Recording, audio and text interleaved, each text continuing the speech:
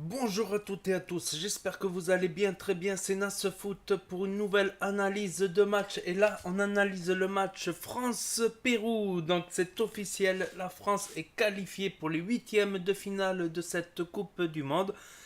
Et bravo à eux parce qu'ils se sont bien battus face à une équipe péruvienne franchement très vaillante, très combatif. Donc c'était un match animé, c'est le moins qu'on puisse dire. Donc c'est officiel. La France est qualifiée pour les huitièmes de finale. Au goal. Donc dès le début du match, en fait, ce que j'ai remarqué, les 5 premières minutes, les Péruviens, ils ont voulu trop dominer. Et avec du recul, j'ai remarqué depuis que je suis petit, que quand une équipe, elle domine les 5 premières minutes, elle veut dominer ces 5 premières minutes, elle perd le match. C'est ce que j'ai remarqué.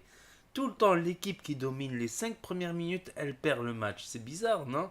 À quelques exceptions près, quoi.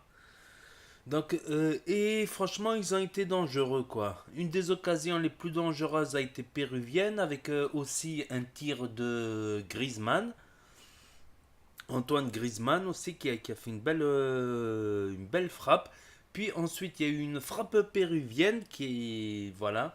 Bon, l'angle était un peu fermé quand même, mais ça a permis au gardien de but français qui a atteint ses 100 sélections, là, justement. Donc Hugo Loris, il a eu ses 100 sélections de faire un bel arrêt. Et là, l'équipe de France s'est réveillée. Ils se sont remis à attaquer. Et sur une frappe contrée, Mbappé, le ballon est arrivé sur Mbappé qui n'a eu qu'à pousser le ballon au fond du filet. Et ça a été le but de la victoire, le seul et unique but de ce jeune Mbappé de 19 ans, quoi. Donc, et ensuite, ben voilà, le Pérou a essayé de revenir. Il y a eu quelques contre-attaques françaises. La France a essayé quand même de faire du jeu. Il n'a pas fait que défendre. Donc, c'était assez équilibré dans l'ensemble, même si techniquement, voilà, les Français étaient plus forts du point de vue technique, maîtrise de balle. Les passes étaient assez justes. En deuxième mi-temps, le Pérou a essayé de revenir en vain. N'empêche, ils ont touché la lucarne, quoi. Ils ont touché la barre, quoi. Donc là, ils peuvent s'en vouloir, quoi, d'avoir touché la barre, franchement. Et quelques actions, quelques coups francs péruviens, quelques actions françaises aussi.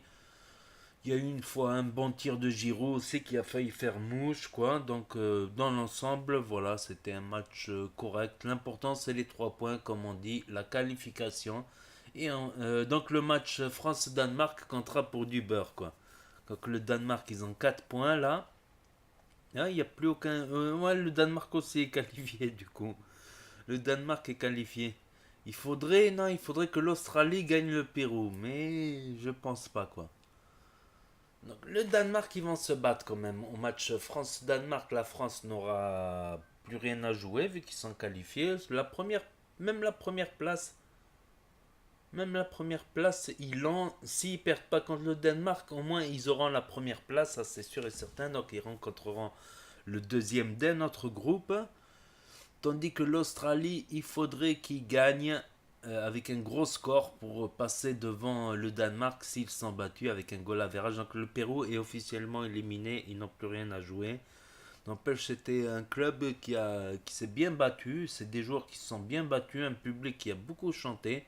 Ils étaient très nombreux dans le stade, l'ambiance, elle était péruvienne. Les Français, ils étaient un peu disséminés partout. Disséminés, je raconte n'importe quoi.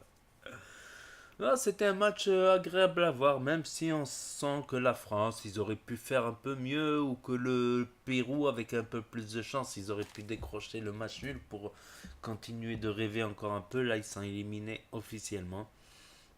Donc on verra ça lors des prochains matchs. Je ferai aussi un petit débrief, une petite analyse surtout pour France-Danemark. Je risque de ne pas regarder, je vous avoue, je risque de ne pas m'intéresser à Pérou-Australie, quoi. Désolé pour nos amis péruviens. On sait jamais si je regarde le match, je me ferai bien une petite vidéo analyse, quoi.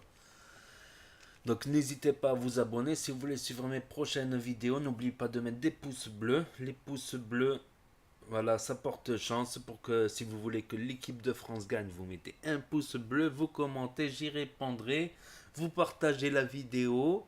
et vous cliquez sur la petite cloche et je vous dis à très bientôt les amis les potos pour de nouvelles analyses footballistiques. C'était Nas Foot.